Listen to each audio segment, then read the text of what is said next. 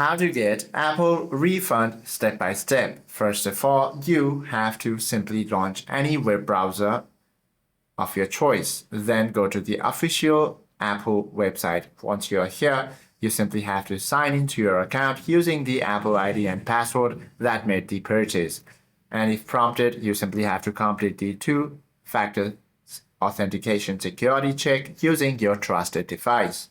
Then, under what we can help you with heading, you simply have to open the drop-down menu and select the request a refund option. Then open the second drop-down menu under and you will find the Tell Us More section. Go ahead and tap on it, then select your reason for the refund. You simply have to click Next and then select the purchase from the list itself, and also check the box next to the specific application, subscription, or in-app purchase you want refund.